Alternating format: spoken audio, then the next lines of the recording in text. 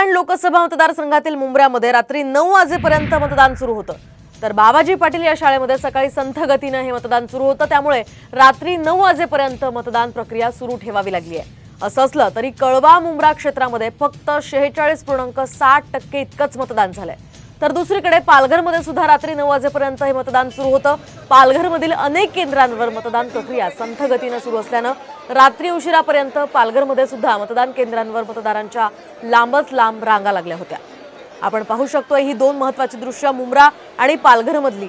या ठिकाणी रात्री उशिरापर्यंत मतदान सुरू ठेवावं लागलंय, कारण दिवसभर ही मतदानाची प्रक्रिया अतिशय संथ गतीने सुरू होती।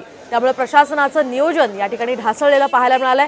मुंब्र्यामध्ये सुद्धा अगदी रात्री 9 वाजेपर्यंत हे मतदान सुरू होतं। काही ठिकाणी राडा झाला, काही ठिकाणी गोंधळ झाला आणि या सगळ्या पार्श्वभूमीवर रात्री 9 वाजेपर्यंत या मतदारांना रांगेत उभं राहावं लागलंय। त्यामुळे या सगळ्या मतदारांनी नाराजी सुद्धा व्यक्त केलेली आहे। काल 5व्या टप्प्यातलं शेवटचं मतदान पार पडलेलं आहे लोकसभेसाठी आणि त्याच सगळ्या पार्श्वभूमीवर मुंबईसह इतर काही मतदारसंघांमध्ये काल मतदान पार पडलं। या ठिकाणी रात्री 9 वाजेपर्यंत मतदान सुरू ठेवावं लागलं, कारण दिवसभर ही प्रक्रिया अतिशय संथ गतीने सुरू होती।